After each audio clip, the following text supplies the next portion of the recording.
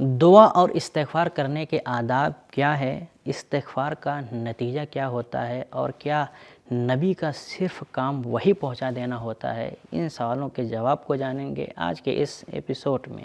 اعوذ باللہ من الشیطان الرجیم، بسم اللہ الرحمن الرحیم۔ ناظرین کرام، السلام علیکم۔ سبیل القرآن کے اس تفسیری پروگرام میں ایک بار پھر ہم آپ کو خوش آمدید کہتے ہیں۔ آج ہم سورہ شعراء کی 2 آیتوں کی تفسیر کو لے کر حاضر ہوئے ہیں، تو آئیے سب سے پہلے آیت نمبر 5 اور 6 کی تفسیر کو جاننے کے لیے ان کی تلاوت اور ترجمے کو غور سے سنتے ہیں۔ کتاب انزلناه الیک مبارک لیدبروا آیاته ولیتذکر اولو الالباب۔ بسم اللہ الرحمن الرحیم۔ تكاد السماوات يتفطرن من فوقهن والملائكة يسبحون بحمد ربهم ويستغفرون لمن في الأرض ألا إن الله هو الغفور الرحيم۔ والذين اتخذوا من دونه أولياء الله حفيظ عليهم وما أنت عليهم بوكيل۔ ان کی باتوں سے قریب ہے کہ سارے آسمان اس کی ہیبت کے مارے اپنے اوپر وار سے پھٹ پڑیں، اور فرشتے تو اپنے پروردگار کی تعریف کے ساتھ تسبیح کرتے ہیں، اور جو لوگ زمین میں ہیں ان کے گناہوں کی معافی مانگا کرتے ہیں۔ سن رکھو کہ خدا یقیناً بڑا بخشنے والا مہربان ہے۔ اور جن لوگوں نے خدا کو چھوڑ کر اور اپنے سرپرست بنا رکھے ہیں، خدا ان کی نگرانی کرتا ہے، اور اے رسول تم ان کے نگہبان نہیں ہو۔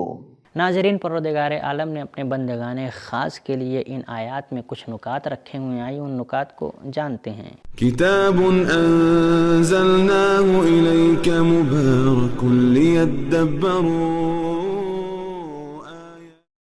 نکات: یہ وہی کیا چیز ہے جس کی عظمت سے قریب ہے کہ آسمان پھٹ پڑیں، وہ آسمان جس کے کئی طبقے ہیں۔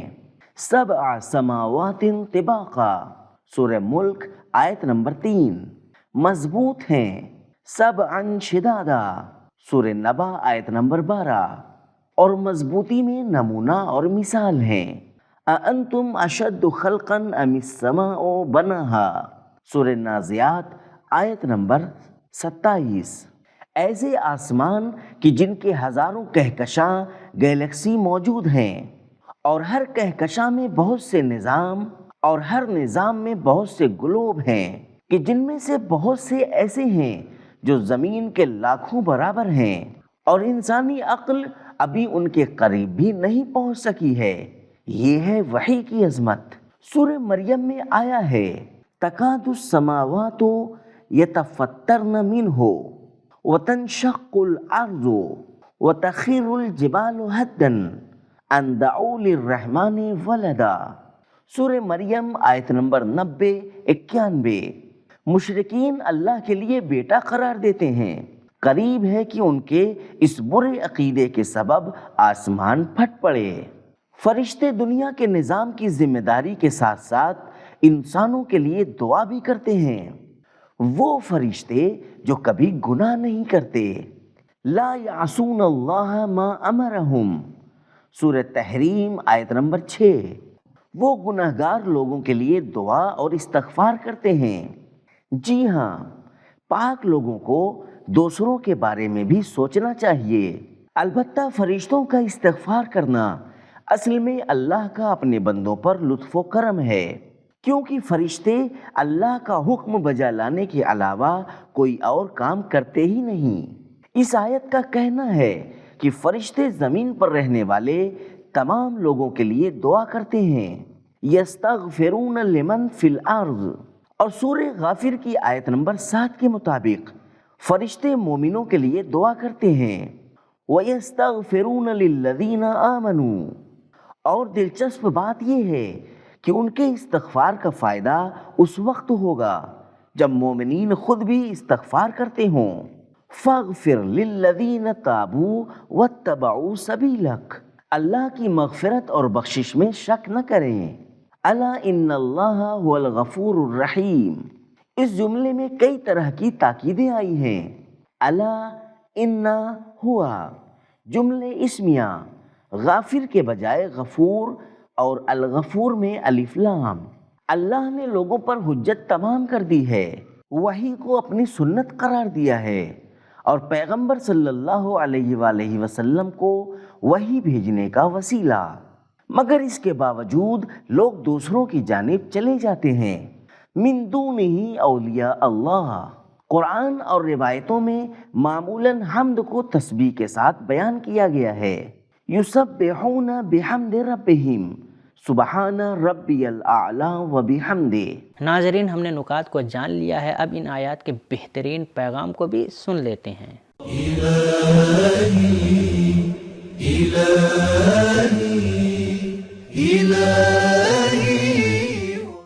پیغام نمبر 1، آسمانوں پر بھی وحی کا اثر ہوتا ہے، تو پھر بعض لوگ اس سے متاثر کیوں نہیں ہوتے؟ نمبر 2، دعا اور استغفار کرنے کا ایک ادب یہ ہے کہ پہلے اللہ کی حمد و ثنا کی جائے۔ نمبر 3، فرشتوں کی دعا قبول ہوتی ہے۔ یستغفرون ان اللہ هو الغفور الرحیم، جی ہاں، دوسروں کے حق میں دعا قبول ہوتی ہے۔ نمبر 4، کوئی بھی کام اور ذمہ داری، یہاں تک کہ دنیا کی تدبیر کی ذمہ داری، دعا اور استغفار کرنے میں رکاوٹ نہیں ہونا چاہیے۔ وہ فرشتے جن کے ذمے دنیا کے نظام کی تدبیر کرنا ہے، وہ ہمیشہ اللہ کی تسبیح اور لوگوں کے لیے دعا میں مشغول رہتے ہیں۔ نمبر 5، استغفار کا نتیجہ 2 یقینی چیزیں ہیں، مغفرت اور رحمت۔ نمبر 6، چونکہ وہی اوپر سے اور آسمانوں کے راستے نازل ہوتی ہے۔ 7 طرائق، سورہ مومنون آیت نمبر 17، لہذا جس آسمان سے بھی ہو کر گزرتی ہے، قریب ہوتا ہے کہ وہ پھٹ پڑے۔ نمبر 7، شرک کی تمام قسموں کی مذمت کی گئی ہے۔ نمبر 8، مشرکین یہ جان لیں کہ سزا کے لیے ان کے اعمال اور عقائد اللہ کے پاس محفوظ ہیں۔ نمبر 9، لوگوں کا قبول نہ کرنا حوصلے کے پست ہونے کا سبب نہ بنے، نبی کو چاہیے کہ وہ اپنی ذمہ داری پر عمل کرے۔ نمبر 10، نبی کا کام ہے وحی کو پہنچا دینا، اس کے باوجود اگر لوگ دوسروں کی طرف چلے جاتے ہیں تو نبی کی کوئی ذمہ داری نہیں ہے۔ نمبر 11، پیغمبر اکرم صلی اللہ علیہ وآلہ وسلم لوگوں کی ہدایت کا شوق رکھتے تھے اور اس کے لیے بہت اہتمام کرتے تھے۔ نمبر 12، پیغمبر اکرم صلی اللہ علیہ وآلہ وسلم کی ذمہ داری لوگوں کی رہنمائی کرنا ہے، نہ کہ ان کو قبول کرنے پر مجبور کرنا۔ تو ناظرین، آج کے ایپیسوڈ میں ہم نے جانا کہ دعا اور مغفرت کے آداب میں سے ایک ادب یہ ہے کہ دعا اور استغفار کرنے سے پہلے اللہ کی حمد و ثنا کرنی چاہیے، اور استغفار کا 2 یقینی نتیجہ ہوتا ہے، ایک کا نام مغفرت ہے اور ایک کا نام رحمت ہے، اور نبی کا کام وہی پہنچا دینا ہوتا ہے۔ اس کے باوجود بھی اگر لوگ دوسری طرف چلے جائیں تو اب نبی پر کوئی ذمہ داری نہیں ہوتی ہے۔ یہ تھا ہمارا آج کا ایپیسوڈ، ملتے ہیں اگلے ایپیسوڈ میں، تب تک کے لیے شکریہ، خدا حافظ۔ سبیل قرآن، قرآنی سماج کی پہچان۔